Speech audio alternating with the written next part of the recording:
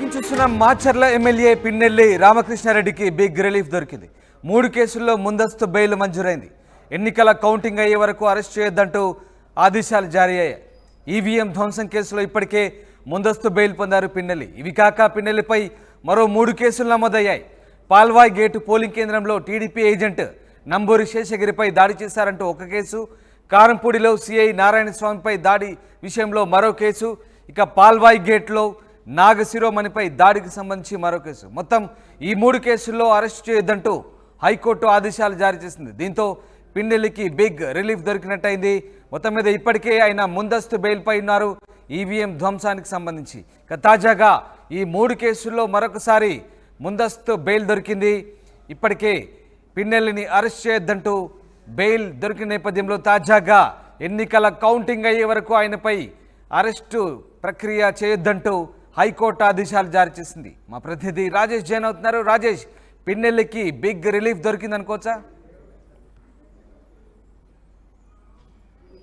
Relief అనే చెప్పాలి. ఎందుకంటే 3 కేసులు, 1 కాదు 2 కాదు 3 కేసుల్లో ముందస్తు బెయిల్ మంజూరు చేయడం నిజంగా ఒక బిగ్ రిలీఫ్గానే చెప్పాలి. ఇప్పటికే ముందస్తు అంటే ఈవీఎం ధ్వంసం కేసులో ఆయనకి ఆల్రెడీ హైకోర్టు షరతులతో కూడిన బెయిల్ మంజూరు చేసిన నేపథ్యం ఈరోజు 3 కేసులకు సంబంధించినటువంటి అంశంలో ఒక బెయిల్ మంజూరు చేయడంతో ఆయన వర్గీయులు కానీ కార్యకర్తలు కానీ సంబరాలు చేసుకున్నారు. ప్రస్తుతం పిన్నెల్లి అజ్ఞాతలు ఉన్నారు. ఇప్పుడు బెయిల్ మంజూరు కావడంతో ఆయన అజ్ఞాతం వీడి బయటకు వచ్చే అవకాశం అయితే కనబడుతుంది. ఇక్కడ వాదనలు నిన్నే పూర్తయ్యాయి. తీర్పును రిజర్వ్ చేసినటువంటి హైకోర్టు కొద్దిసేపు క్రితమే ఈ తీర్పుకు సంబంధించినటువంటి 3 కేసుల్లో ముందస్తు బెయిల్ అయితే ఇచ్చిందని చెప్పాలి. నిన్న వాదన సందర్భంగా పిన్నెల్లి తరపున వాదన వినిపించినటువంటి నిరంజన్ రెడ్డి కొన్ని కీలక వ్యాఖ్యలు చేశారు. అదేంటంటే వచ్చే నెల 4వ తేదీన కౌంటింగ్ జరగబోతున్న నేపథ్యంలో ఆ కౌంటింగ్కి సంబంధించినటువంటి ఏజెంట్లు నియమించుకోవాల్సిన అవసరం ఉంది కాబట్టి పిన్నెల్లికి బెయిల్ మంజూరు చేయాలనేది ఒక అంశాన్ని ప్రస్తావిస్తే, రెండో అంశం కీలకమైన అంశం ఏంటంటే ఆల్రెడీ హైకోర్టులో ముందస్తు బెయిల్ మంజూరు చేసింది ఈవీఎం ధ్వంసం కేసులో. రక్షణ కూడా కల్పించాలని పోలీసులు చెప్పింది.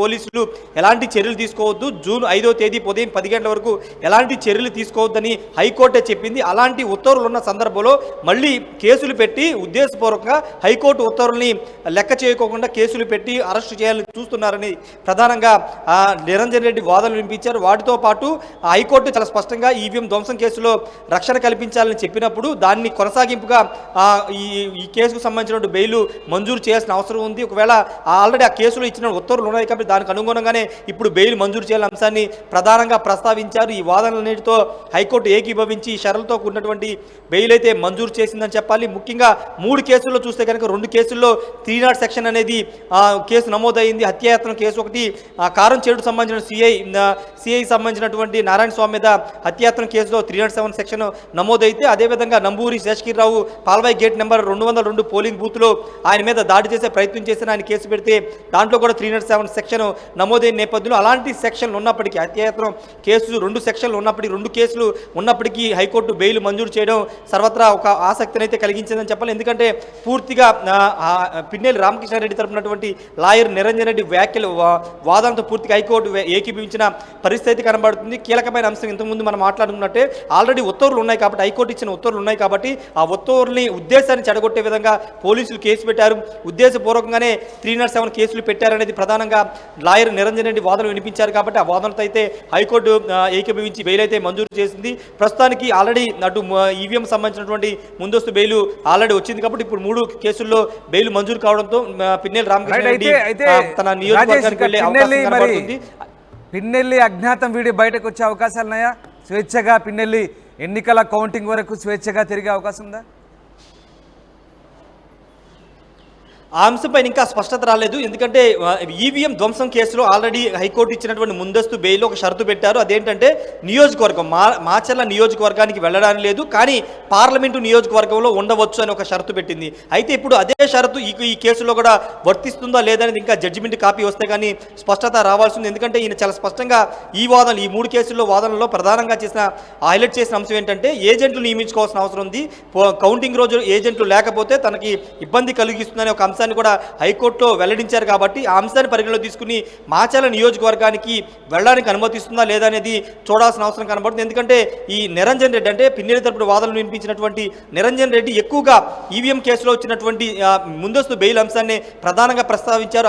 ఆ ఉత్తర్వులో వచ్చినటువంటి అంశాలనే ప్రస్తావిస్తూ ఈ 3 కేసుల్లో బెయిల్ మంజూరు చేయాలని కోరారు. కాబట్టి ఆ షరతులే ఈ 3 కేసులకు వర్తిస్తాయా లేదనేది మరి కాసేపట్లో తెలిసే అవకాశం ఉంది. మనకంతున్న సమాచారం అయితే ఆయనకి మాచర్ల నియోజకవర్గానికి అనుమతి ఉండదు, కానీ పార్లమెంటు నర్సరావుపేట పార్లమెంటు పరిధిలో మాచర్ల నియోజకవర్గం ఉంది కాబట్టి నర్సరావుపేట పార్లమెంటు పరిధిలో వరకు ఆయనకు అనుమతి ఉంటుంది అనేది ఉండే అవకాశం ఉందని తెలుస్తుంది. ఎందుకంటే మరోసారి అక్కడికి వెళ్తే ఆల్రెడీ మాచర్లో 144 సెక్షన్ ఉంది, ఆల్రెడీ అక్కడ అత్యంత సమస్యాత్మక నియోజకవర్గంగా ఉంది. కాబట్టి మరోసారి పిన్నెల్లి కనుక అక్కడికి వెళ్తే మళ్ళీ రాజకీయ గొడవలు కానీ దాడులు కానీ పెరిగే అవకాశం ఉంది. పోలీసులు భావిస్తున్నారు, ఈసీ కూడా అదే భావించి 144 సెక్షన్ పెట్టి ఎవరికి అనుమతి లేదని చెప్పింది. కాబట్టి అదే షరతు, అంటే ఈవీఎం ధ్వంసం కేసులో ఇచ్చినటువంటి షరతు ఏదైతే ఉందో అదే షరతు ఇప్పుడు ఈ 3 కేసులు వచ్చినటువంటి ఈ కేసులో వచ్చినటువంటి మధ్యంతర బెయిల్కు సంబంధించి కూడా వర్తించే అవకాశం అయితే కనబడుతుంది. దాని మీద మరి కాసేపట్లోనే స్పష్టత వచ్చే అవకాశం కనబడుతుంది. మరి పిన్నెల్లి రామకృష్ణారెడ్డి బెయిల్ మంజూరైంది కాబట్టి ఇప్పుడు అజ్ఞాత బయటకు వచ్చి మీడియాతో మాట్లాడతారా లేదనేది చూడాల్సిన అవసరం అయితే కనబడుతుంది. ఏదేమన్నప్పటికీ ఒక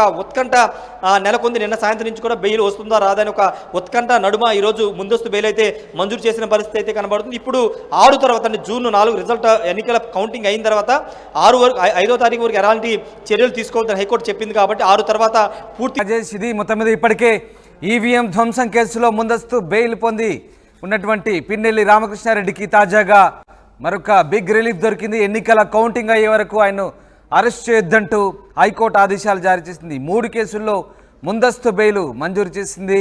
పాల్వాయి గేటు పోలింగ్ కేంద్రంలో టీడీపీ ఏజెంట్ నంబూరి శేషగిరిపై దాడి, కారంపూడిలో సిఐ నారాయణ స్వామిపై దాడి, పాల్వాయి గేట్లో నాగశిరోవన్పై దాడికి సంబంధించి ఈ 3 కేసుల్లో అరెస్ట్ చేయొద్దంటూ హైకోర్టు ఆదేశాలు జారీ చేసిన నేపథ్యంలో పిన్నెల్లికి బిగ్ రిలీఫ్ దొరికినట్టయింది. అయితే పిన్నెల్లి మాచర్లకు రావచ్చా లేదా అనే అంశానికి సంబంధించి పూర్తి స్థాయిలో మరికొద్దిసేపట్లో దానికి సంబంధించిన స్పష్టత వచ్చే అవకాశం ఉంది. మొత్తమైన పిన్నెల్లికి 3 కేసుల్లో తాజాగా రిలీఫ్ దొరికినట్లయింది.